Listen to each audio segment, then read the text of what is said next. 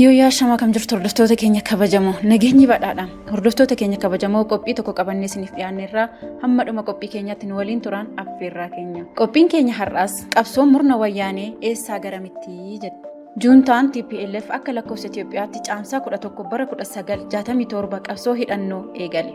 Qabsoo hidhannoof ka'umsa kan ta'e immoo gartuu barattoota Yuunivarsiitii Finfinnee dhalattoota Tigraay ta'aniin hundeeffamedha. Jalqaba miseensota 8 kan hundaa'e yoo ta'u, sana booda hundeessitoonni kunneen sochii TPLF hundeessuu keessatti qooda jabaa gumaachaniiru. Jalqaba irraa qabee dargii mormuun kan eegale gurmuun barattootaa kun cunqursaa uummata Tigraay irra ga'aa ture dhaabsisuuf qabsoo hidhannoo fi dhaabni qabsoo kana hoogganu akka barbaachisu murteesse. Haaluma kanaan miseensonni muraasni gartuu riphxee loltuu Eertiraa wajjin adda tokkicha ta'anii hundaa'uuf gara Eertiraa wayita deeman, kaan isaanii ammoo magaalaa keessatti uummata gurmeessuu eegalan. Sana booda gartuun miseensotaa 11 qabu qabsoo hidhannoo eegaluuf gara gammoojjii Daddabititti qajeelan. Gartuun hidhate kun wayita qabsoo hidhannoo eegalu Tigraay Itoophiyaa irraa fottoksuun biyya Rippaabilika mataa ishee dandeesse hundeessuuf kan karoorfame ta'ullee yaadichi waggaa tokko caalaa akka hin turre hundeessitoonni paartichaa ni himu.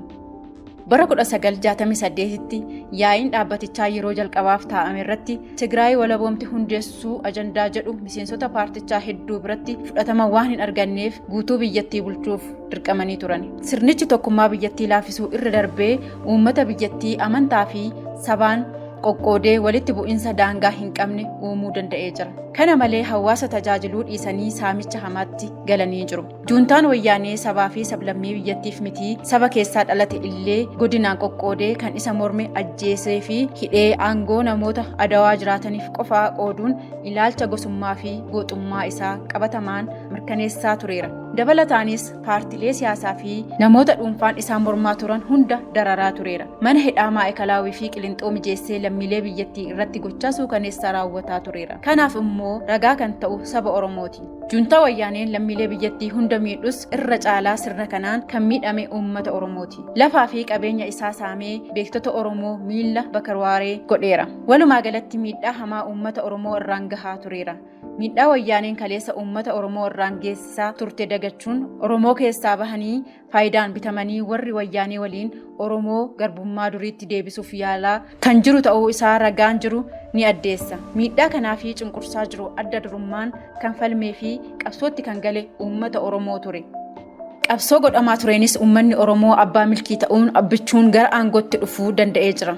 Jijjiirama siyaasaa biyyattii keessatti dhufeen booda olaantummaa duraan qabachaa ture kan dhabe TPLF hooggantoota isaa gameeyyii guurratee gara Maqaleetti godaaneera. Erga TPLF humna isaa guutumaan guutuutti gara Tigraayitti gurmeessee naannicha hoogganuu eegalee hariiroon mootummaa giddugaleessaa waliin qabu laafuu irra darbee gara walitti bu'insaatti seenuutu dhufe.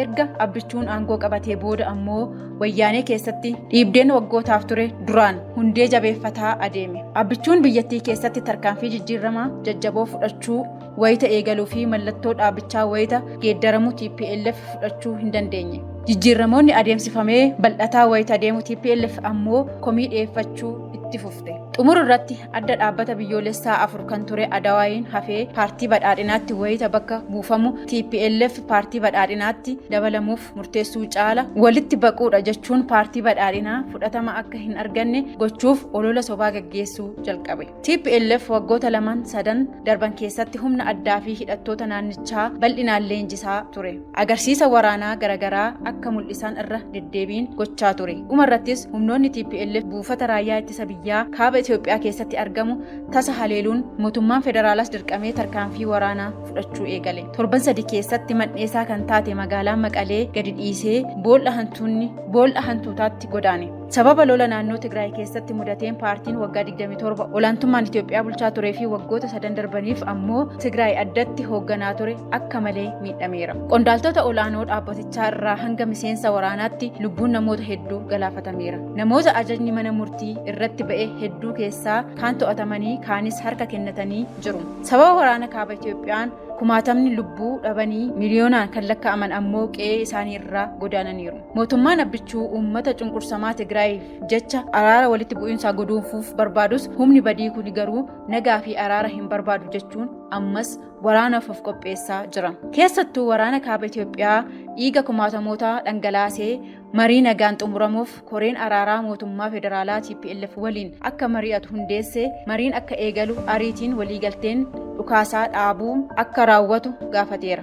yaa ta'u malee dubbii himaan TPLF Getaachoo Raddaa garuu ibsa koree nagaa kana hawaasa idil addunyaa gowwoomsuuf hojii burjaajessuuti jechuun nagaa kan hin barbaanne ta'uu isaanii ifatti labsanii jiru. Kun osoo kanaan jiru Daayirektarri dhaabbata fayyaa addunyaa Teediroos Adaanoom tibba kana gidiraan Tigraay keessa jiru xiyyeeffannoo addunyaa maluuf hin arganne kun ammoo sababa bifa gogaatiif yookiin sanyummaatiif jechuun addunyaa dogoggorsuuf yaalii hamaa gochaa jira. Yaadni Daayirektara olaanaa kuni kan nama ajaa'ibsiisu miti. Kunis akkuma yaadawwan safuu hin qabne kanaan dura dhiyeessaa turan keessaa tokkotti laallama. Warra lixaa argachuu fi gowwoomsuuf jecha aangoo guddaa kana ejjennoo dhuunfaan tarkaanfachiisuuf kaardii sanyummaa fayyadamuu waan hin malle akka ta'e Bileeneesiyyuum ibsanii jiru. Dubbii Daayirektara olaanaa Teediroos Adaanoom Yuunaayitid Neeshin akka qoratu abdii qabna jette.